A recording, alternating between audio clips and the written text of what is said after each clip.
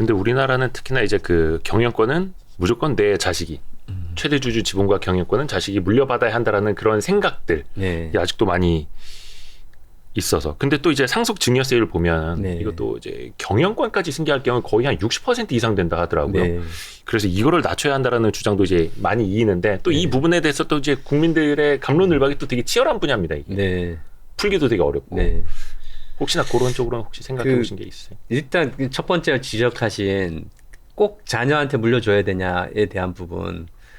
저도 최근에 이제 뭐 여러 언론인들 앞에서 저는 절대 자녀한테 저희 캐시지아의 경영권을 물려주지 않겠다라고 선언을 했고, 제 뭐 지분의 절반 이상은 사회에다 환원하겠다라고 제가 선언을 했는데, 박수. 근데 아니 뭐 그게 아니라 박수 받으려고 하는 게 아니라, 박수 근데 받아야죠. 요즘 이렇게 보면 뭐가 현명한지를 모르는 것 같아요. 뭐가 현명한지를 모른다. 그러니까 대주주들이 단기적인 어떻게 보면 자녀한테 이 지분을 꼭 물려줘서 자녀들이 정말 좋아할까에 대한 부분 한번 생각해 봐야 될 것 같고요. 정말 좋아하고 정말 잘할 수 있는 자녀라면 물려주는 게 맞겠죠. 네네. 근데 그렇지 않은 경우도 되게 많고요. 그걸 지킬 수 없는 경우도 많고요.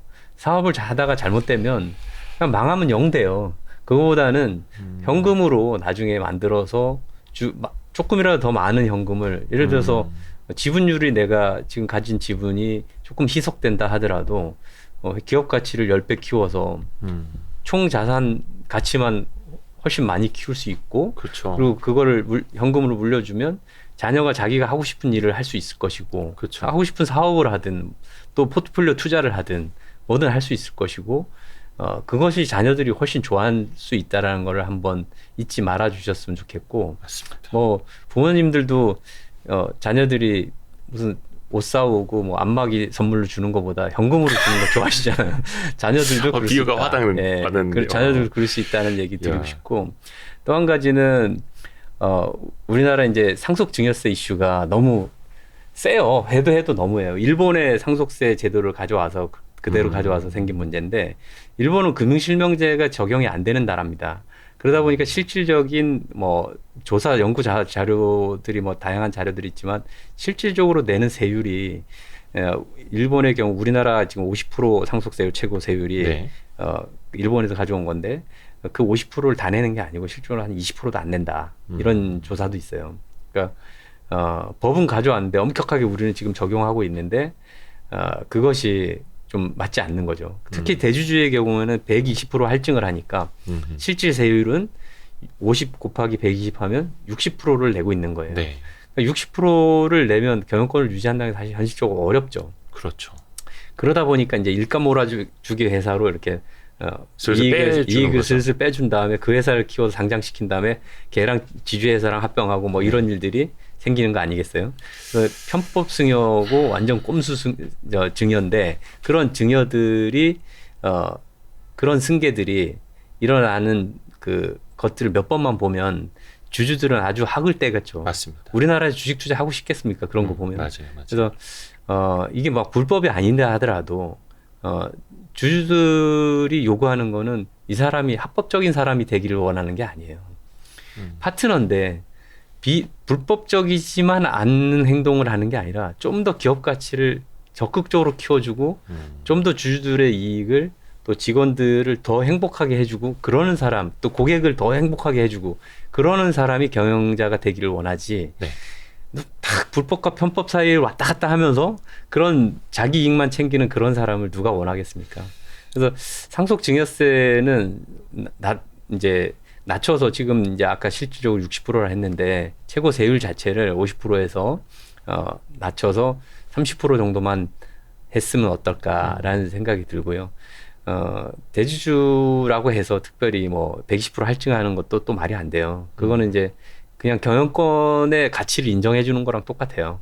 예, 그렇게 법적으로 하는 것도 저는 옳지 않다고 생각하고, 왜 그러냐면 우리가 캐피탈 게인, 이제 투자를 해서 자본이득, 자본이득이 생긴 부분에 대해서 세금을 물릴 때는 25% 물리면서, 예, 이 상속증여세 그 2배가 넘는 세금을 물린다고 하면, 예.